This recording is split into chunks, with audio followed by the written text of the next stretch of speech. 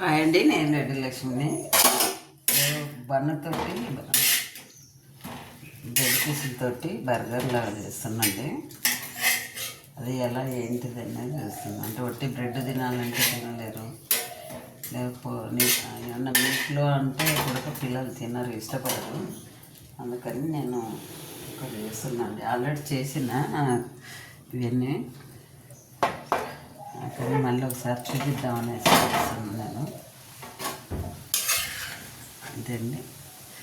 Cabbage, టమాటా, ఉల్లిగడ్డ cut చేసి కొంచెం ఆయిల్ వేసి ఆయిల్ పెట్టి ఎక్కువ ఫ్రై అవ్వనివ్వద్దు, అలా అని పచ్చి పచ్చిగా ఉండద్దు. పచ్చి స్మెల్ పోయేటట్టు చేసేసి కొంచెం ఇలా చేసేసుకోవాలి. ఇదేమి నేను అలానే నూనె ఎక్కువ వాడలేదు. ఇంకా అట్లా పొడిగా ఉంటేనేమో అట్లా డ్రై అయిపోతుంది. అందుకని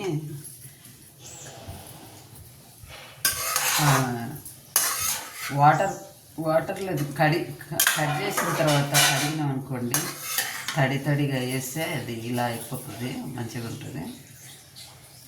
అంతే అండి. ఇది బ్రెడ్ తోటి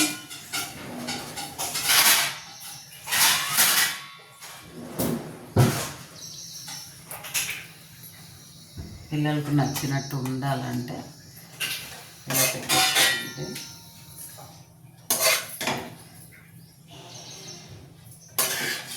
ఇష్టంగా పిల్లలు కూడా బాగా తింటారు. ఇది టేస్ట్ బాగుంటుంది. మీరు ఒకసారి చూడండి, ఒకసారి ట్రై చేయండి.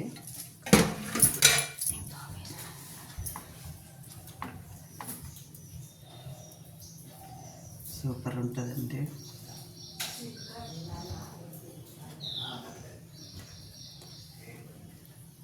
అంతేనండి.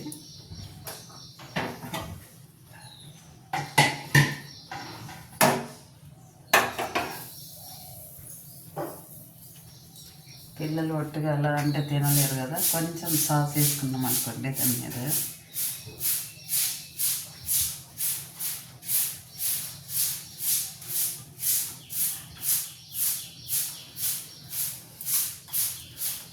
పిల్లలకి ఇష్టంగా ఉండేటట్టు కొంచెం చేసినాను.